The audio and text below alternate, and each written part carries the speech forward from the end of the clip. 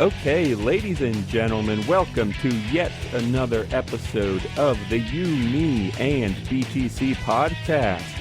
Glad to have you with us for the 120th time. I hope that all of you have been here for all of the 119 previous episodes, because if not, you're worth nothing to us.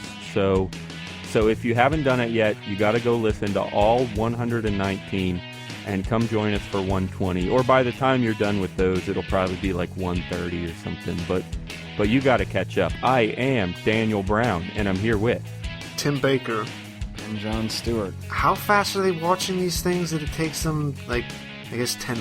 Never mind. Yeah, 10 weeks. 10 weeks for 100... Yeah, I don't know. It depends. You're right. I mean, you're going to binge listen. There's no question about it. So you could probably finish it. Like, people just tell us they can't get enough of it all the time. Right. So maybe so far we've only had one guy actually do that, right? That we know of. That we know of. But really, I mean, everyone's done it. They just don't want to admit it. Other people are just like, stop.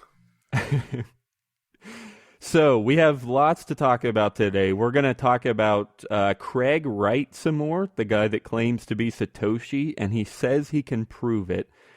So we're going to briefly touch on that in a bit. And we're going to talk about Big Macs and something about poor people. I don't know. It's another one of John's just crazy ideas. And we're just going to see where it takes us, which we've been doing a lot lately. But I kind of like that format because that's the way we work best. I mean, we've known each other for years, and that's all we've ever done is just come up with random ideas and just blabber on, which is why this podcast even got started. So I really like that format. Is this the part where we start sabotaging the show with really downgrading what we do? Or is that coming later? Was I downgrading it? I was doing the opposite of downgrading. We blab along and just incessantly talk about pointless things that we've just dreamed up that we think someone else, and we think you'd like to enjoy these conversations. It's like Seinfeld, except not as funny. Yeah, and you don't get to watch anything.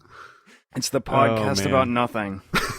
Well, hey, the blabbering comes later. We're going to get there. But before we do, the first thing I want to do today is mention again our Patreon campaign.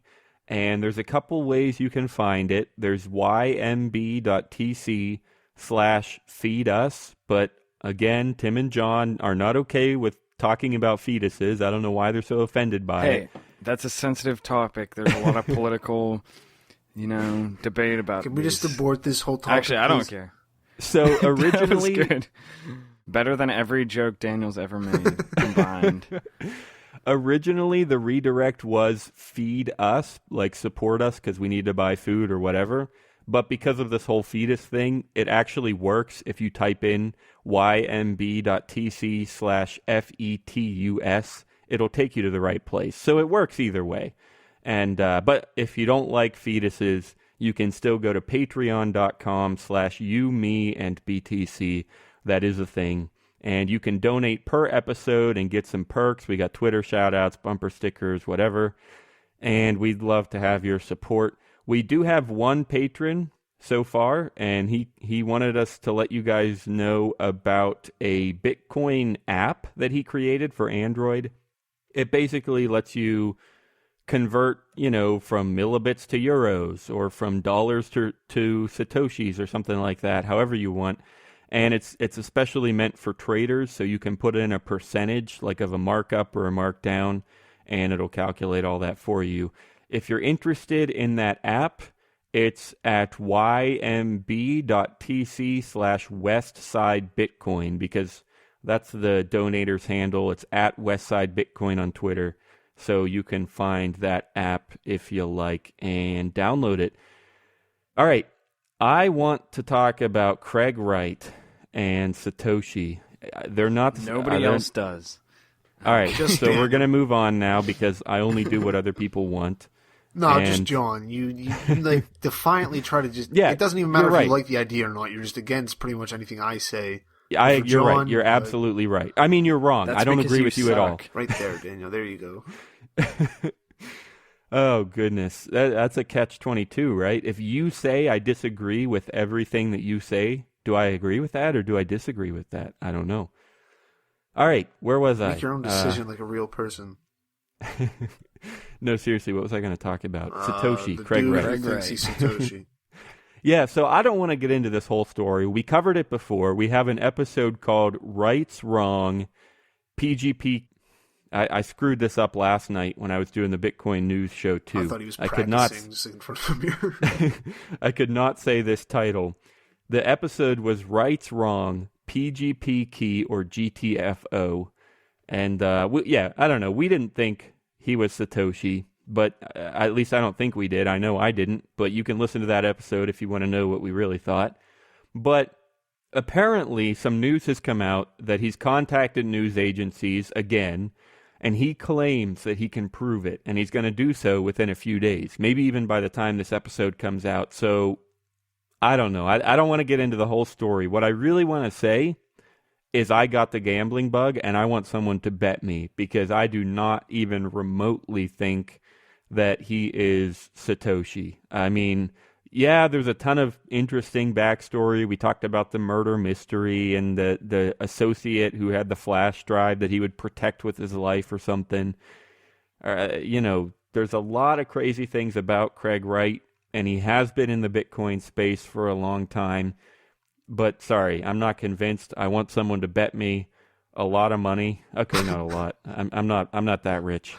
But if you donate on Patreon, talk about how much money you have like every single week. You think yourself a betting man, Daniel. We need more people to donate on Patreon so I can bet more. All of our proceeds go right to funding Daniel the addiction of the gambling bug. Yeah. So anyway, that's I don't want to get into more details because for me it's as simple as that. It's a joke to me. It's not true at all.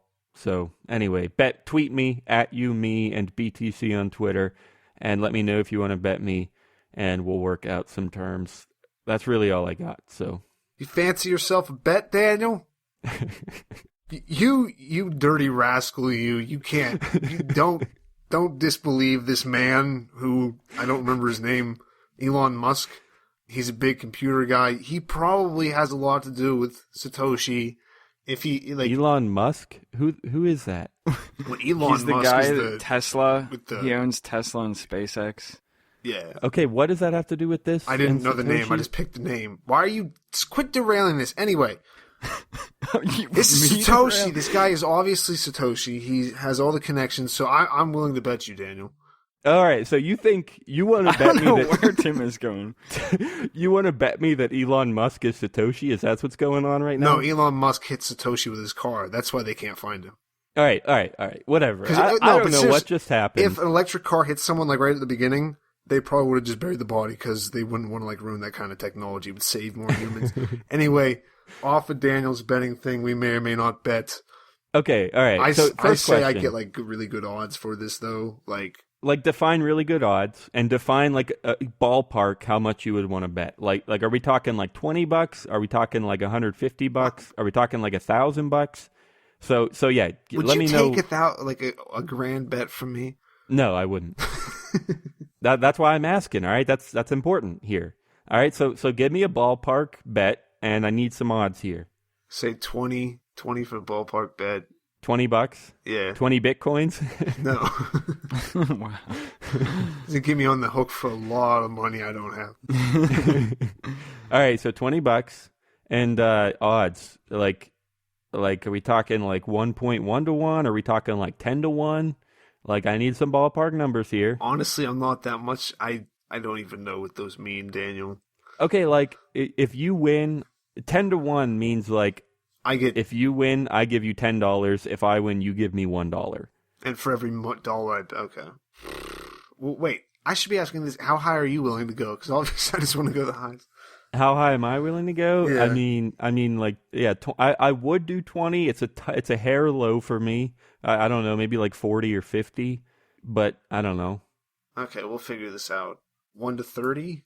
That's even. Why are you 1 to 30 odds? Yes. 1 to 30. I don't believe the guy. I think he's retarded. Are you kidding me? So like, if you win, I give you $30. If I win, you give me $1. Is that what you're saying? Yes. 30 to 1. I mean, I feel like that's pretty fair considering the fact that Tim doesn't believe The But guy I is don't, Satoshi. I don't even get the point. We just took up 5 minutes of airtime for $1. Not worth it at all we're to doing me. here, Daniel. We're grinding out the last little bit of this. We're just trying to get the time in. I'll give you like 2 to 1, maybe 3 to 1. Why would I even do that? All right. Tim, here's what we'll do: $20, 3 to 1. So if you win, I give you $20. If I win, you give me, what is it, like $6, 666 or whatever, devil's number. All right. Like, seriously, what's the point of even betting for $7? There is no point. But there's no point in me taking this bet. This side of the bet does not work. All right. Final offer, 4 to 1. $20 and $5. Deal? Sure, Daniel. All right, good. Now, I can't believe I'm doing all this for $5. Oh my gosh. Anyway, so terms. Well, like, That's how Daniel makes his money. Supposedly calls he's gonna perform a cryptographic miracle, which to me that says like he's gonna sign stuff with like the Genesis block or something, because only Satoshi would have that Forget address. Roger Ver. This is real Bitcoin Jesus. Bitcoin Jesus. That's right. That's exactly right. So actually, I don't know. This might be a little too technical, and I don't know all the details. So maybe we shouldn't work this out on the air. But we'll have to talk about like what actually makes him prove that it's Satoshi or not. And if anybody has ideas for how we can kind of prove that, I mean, because technically most people say like even if he does sign stuff with like the original private keys, I mean, even that's not really proof, because maybe his dead friend was Satoshi and he stole the keys. Maybe he bought the keys from Satoshi, something like that, and it was like an off-chain. Hit him with his car. I told you. Well, yeah, you never know. But yeah, so anyway, so it's impossible to prove it completely maybe, but still, I would still be willing to pay you off if he signed with the Genesis block. So we can talk that over later, but we will do that. And if you have an idea, anyone out there, for how we should put terms on this, send me a tweet to @YouMe and BTC. I'm going to have some fun cutting that together, because Tim went way off script, because this entire show is scripted. I'm actually reading a book right now, and I spend the whole week writing it. I'm not even a real voice at this point. It's just sound bites he's put together. Yeah, you're actually auto-tuned also, because I can't stand your voice. Why do I still sound like shit? The funny thing is that you're nobody beyond hope, Tim. I can't fix your voice. I do the best I can. Nobody knows that Tim has actually been dead since like episode 5, and all of these episodes we've just edited together recordings of different words to make sentences. Exactly. We just have some recordings of him on file. That's exactly what it is. If you listen closely at the end of Strawberry Fields, it's actually Tim is dead. Oh, man. All right, so me and Tim, we've argued too much. It's time for John to get a piece of the pie here. And I know you would never bet me, John. So your airtime has to do with Big Macs, I guess? I don't want a piece of the pie. I want a piece of the hamburger. All right. All right. Both of you shut the fuck All up. right. All right, so take your piece of the hamburger. Tell us what's going on with Big Macs these days. Well, the Big Mac is just like is I mean, not that the was main. a good transition. You can't deny that. So we've been teasing the Big Mac this whole time, but that's only like really just like one thing that made me think of another topic that I've thought about a lot in the past. So the thing with this Big Mac is there was an article that came out, I don't know how long ago, but basically I think it was like a nutritionist or like some kind of scientist was arguing that in the history of humankind, there has never been a piece of, or I guess a meal you would call, I don't know. There's never been a meal with more nutritional value per the cost than not the Big Mac. It's actually a McDouble. We've been saying it wrong the whole time. But anyways, Big Mac, whatever. Well, McDouble, that's actually a decent talking point about how they're able to sell it so cheap, which I have a bit to say, but yeah, I'll let you finish. I'm gonna let you finish. Yeah, so anyways, it just reminded me of other conversations I've had with people, and I also kind of thought of this because of the conversation that we had on the show last week about people being willing to spend more for stuff that's organic or handmade or things like that, like people thinking that that's somehow better.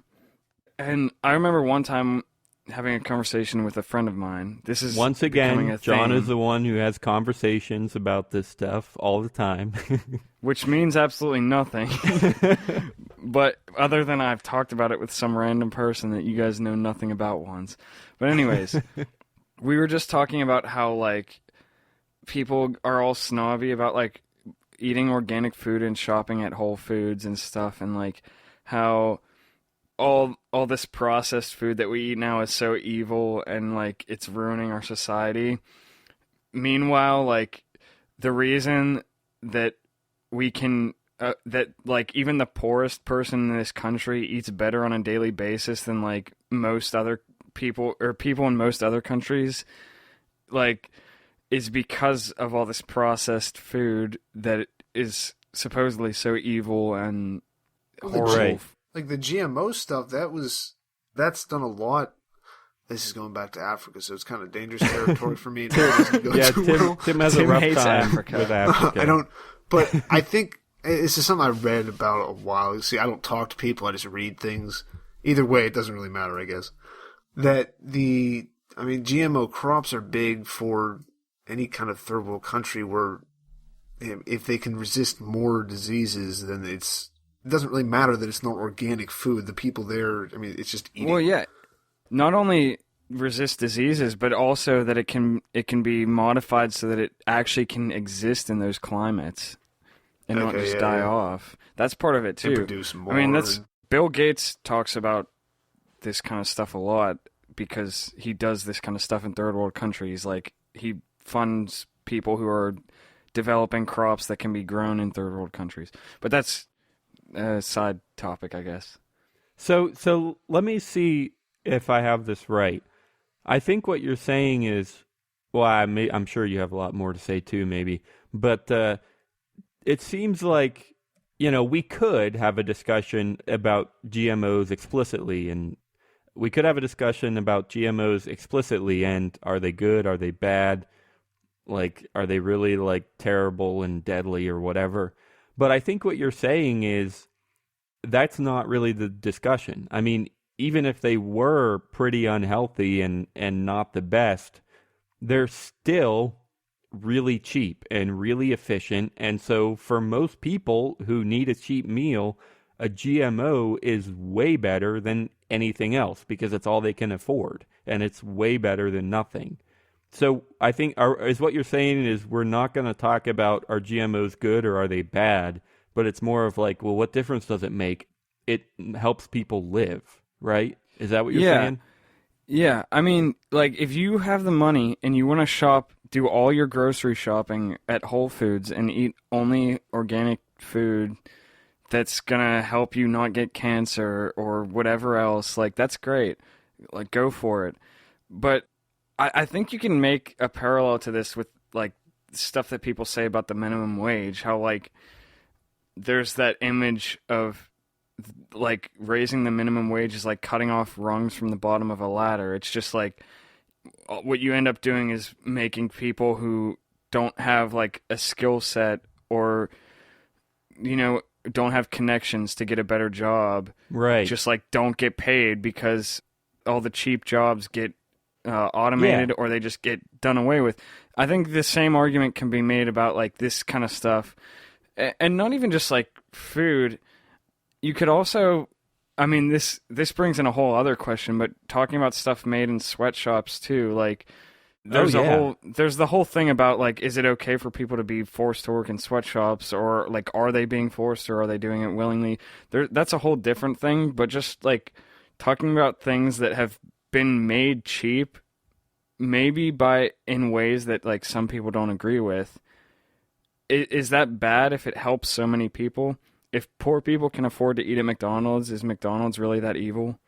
Yeah, I agree. And I don't remember if maybe we had this discussion on this show, but I'm leaning towards no. I think I heard it on a different show.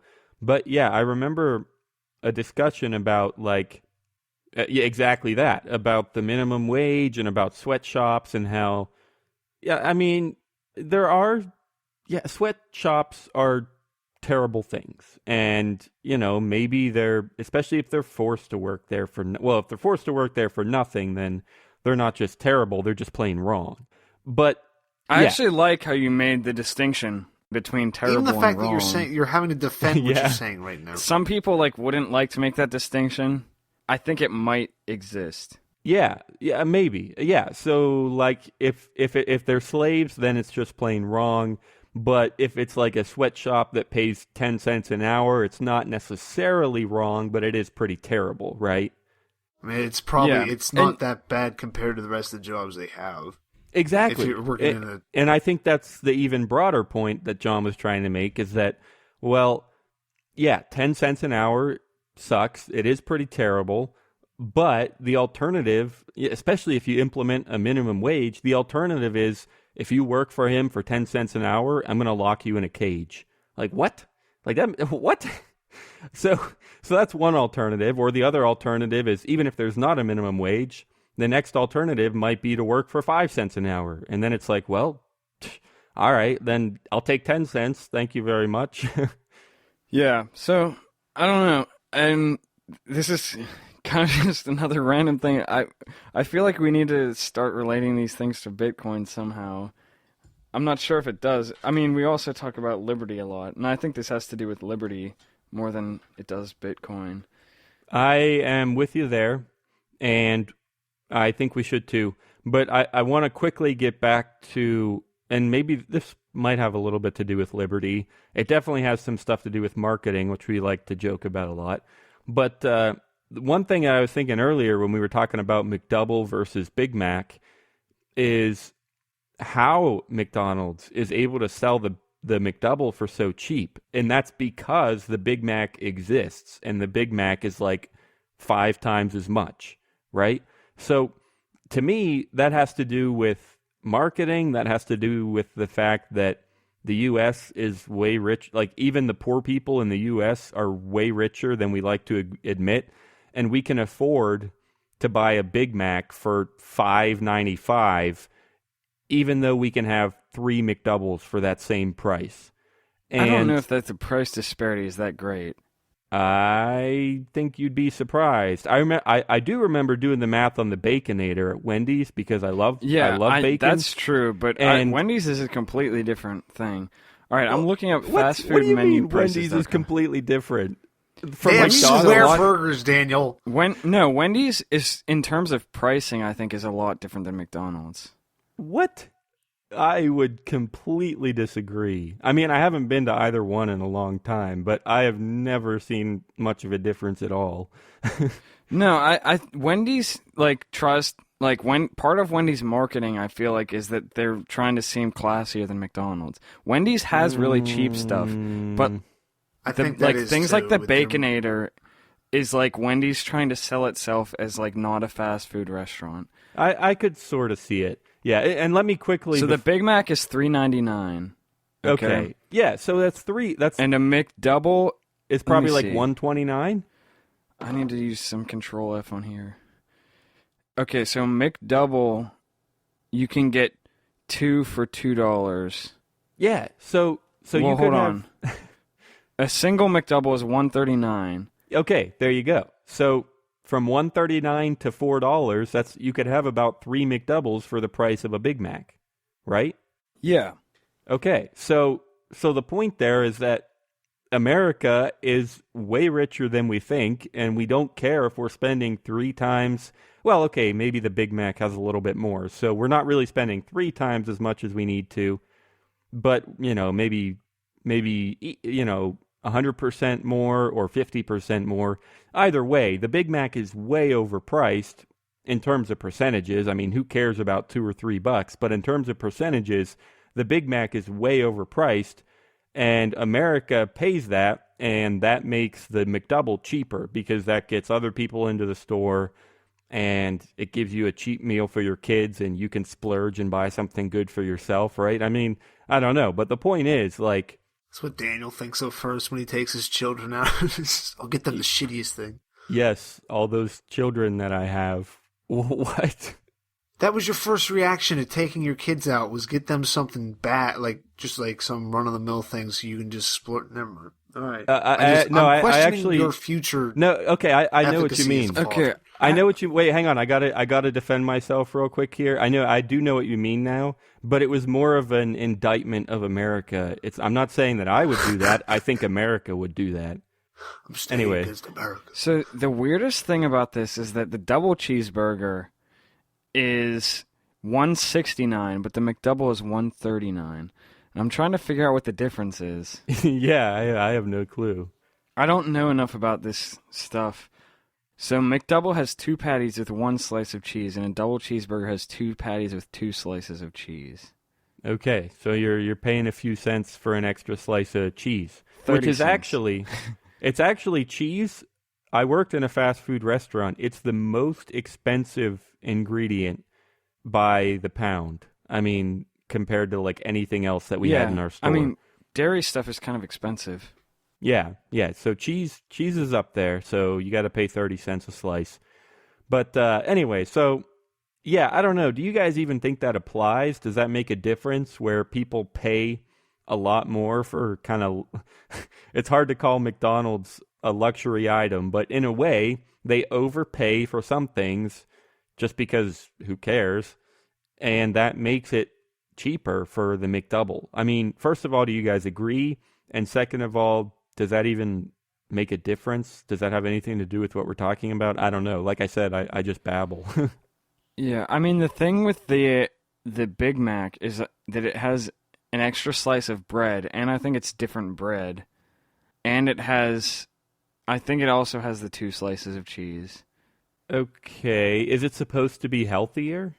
No, it's just supposed to be more. Right. Mostly it's just more Right. bread, Yeah. which is probably the cheapest part of the sandwich. Yeah. Probably true. The other thing is the secret sauce, because I don't think that's on anything else other than the Big Mac. But I'm not a McDonald's expert. Anyways, this is pointless, but in case you wanted to know.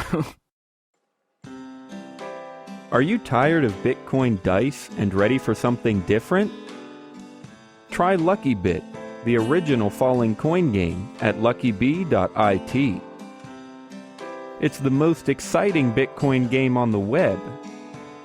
You can bet on 5 different payout lines and win up to 999 times your bet. You can even use their faucet to get some free Bitcoin. Dice is boring. Play different at Lucky Bit. Check it out at luckybee.it. So, yeah, I still think we should bring this back to Bitcoin, because you're right. For several episodes now, we've just kind of gone off on philosophy or questioning liberty or whatever, and we have limited our Bitcoin discussion, which is fine. I mean, I like the show every time, no matter what we talk about, just because I'm on it. I don't care about YouTube. But anyway, but no, I think we can take this a little bit into Bitcoin, and the biggest thing I think would just be that with Bitcoin, you can't really stop any of this. I mean, and this is something we've talked about for ages on the show since the beginning, and it's one of the reasons people have always loved Bitcoin, but it just plain gives you freedom. And now I know this isn't completely true yet, because let's say you want to work for someone below minimum wage. Bitcoin helps you do that, but there still is the government that's still going to come after you if they find out and stuff. So it doesn't just magically make it, oh, I can work for $1 an hour if I want to, yippity-doo.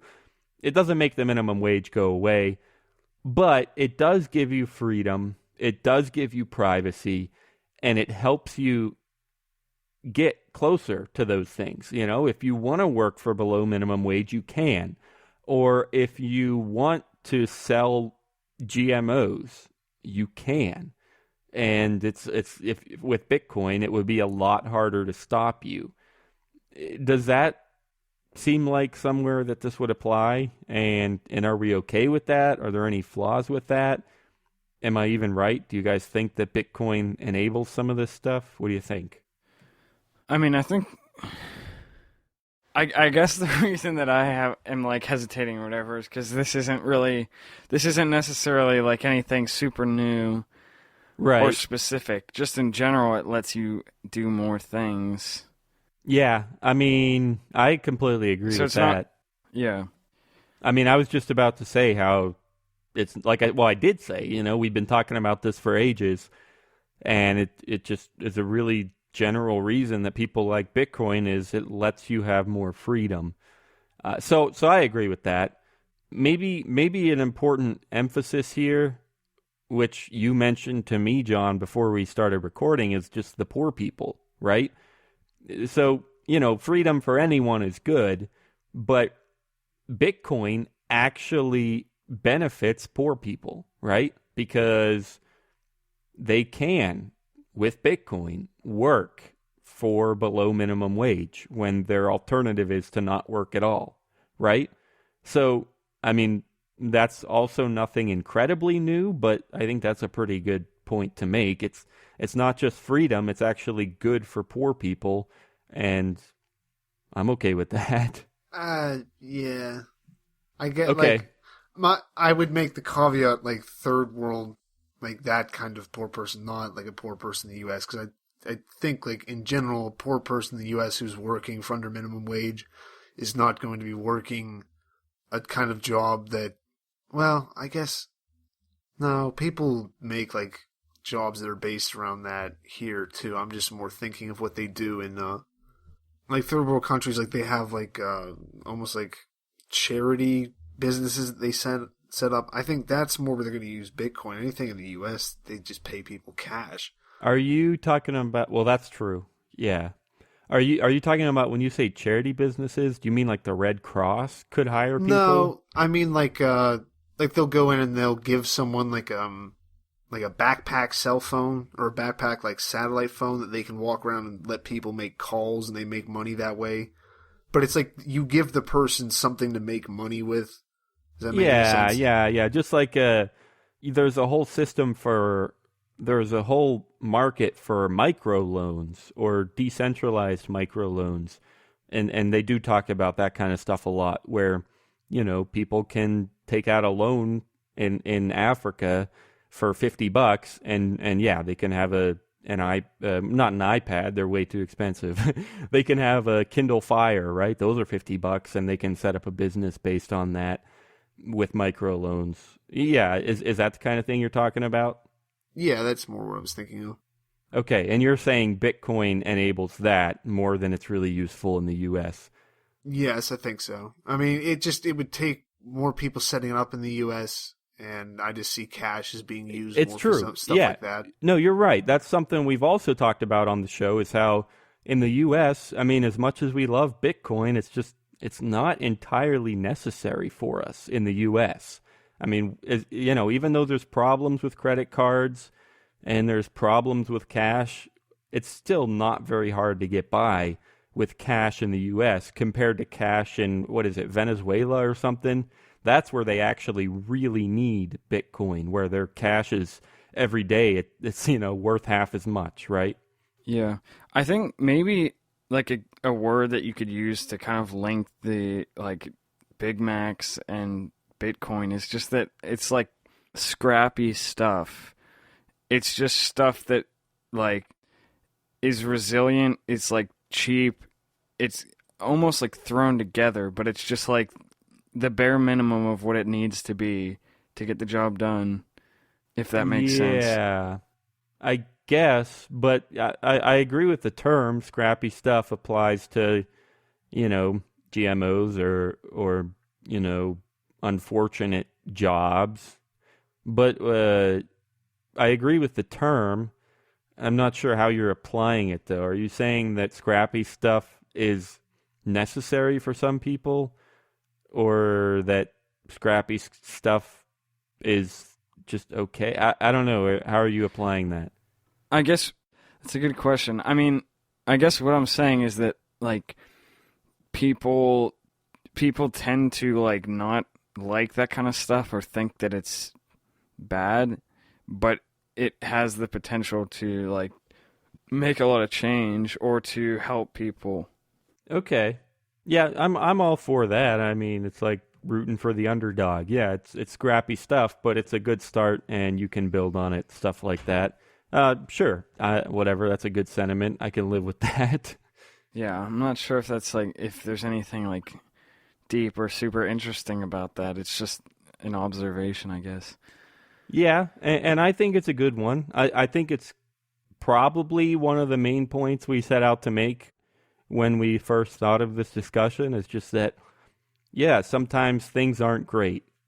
Sometimes things are unhealthy or inefficient, or sometimes life sucks. Well, yeah, but the point that we would actually make is that just because something, it's almost like the terrible versus wrong point that came up at the very beginning.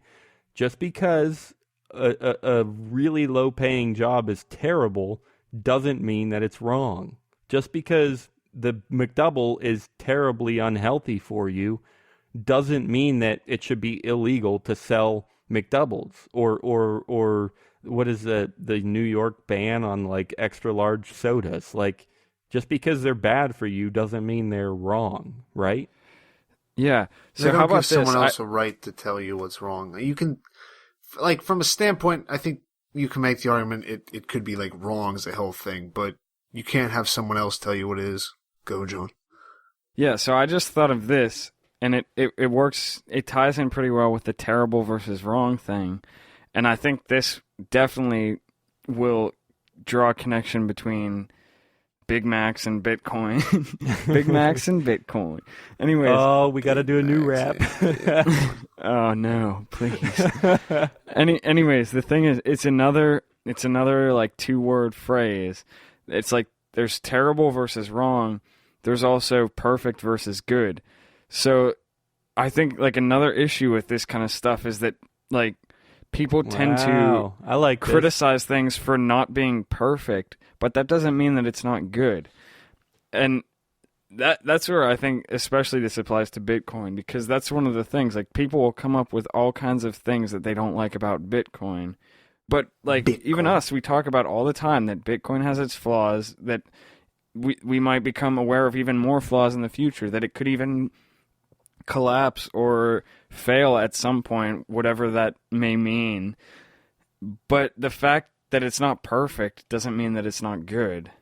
Yeah, and you know what? I think an even more interesting application there that might upset... This is the part of the show where we don't admit that we're libertarians, where we question liberty just enough to make it sound like we might not believe in it. And what I would say is you could apply that to the government. We all know the government is not perfect, but I don't know, are there some parts where it does okay or decent or good things? Probably. And doesn't matter after taxes. I don't fucking care. Yeah, I think it's just I don't even care. Take my money. I just don't want to have to fucking write down on a piece of paper to mail it in. It's way too much for me. That's such a good point, though, because that relates to what we were talking about a couple weeks ago, or was it a couple weeks ago? Or I don't remember. Yeah, but about I know what you mean. Whether it's worth paying taxes to not have to deal with other things. And it also relates to, I think we talked about on the show, but I know we've talked about in real life, the idea of like, can you go to a national park and appreciate it, even though you maybe don't agree with how it happened?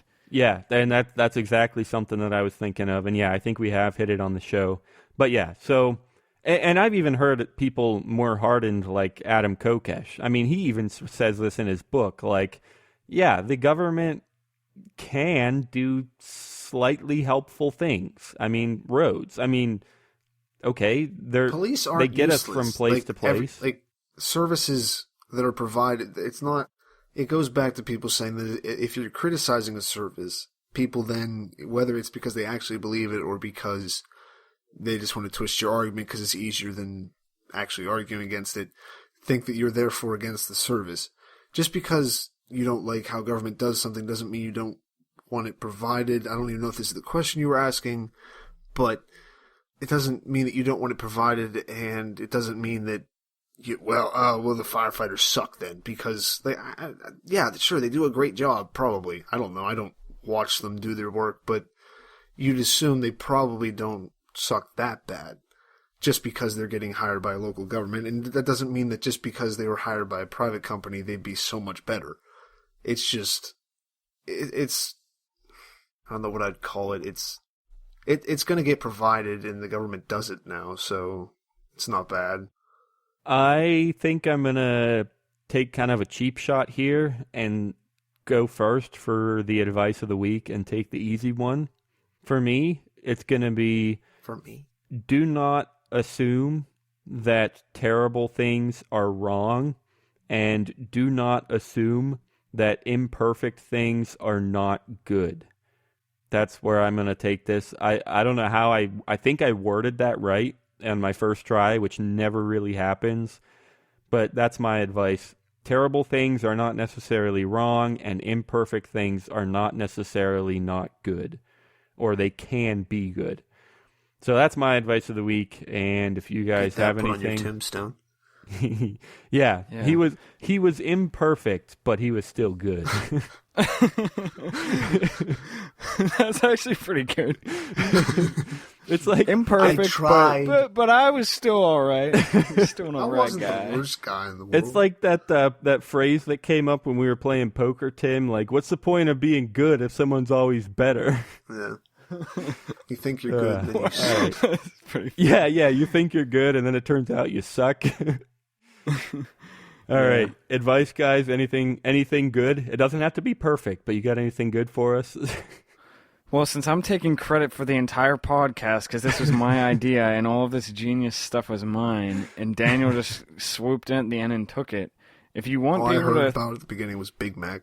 History is full of people who've done the same thing as Daniel, so there's really no point in actually trying to come up with a good idea when you can steal it from somebody else and just claim it before anyone knows that it was them. That's true. Yeah.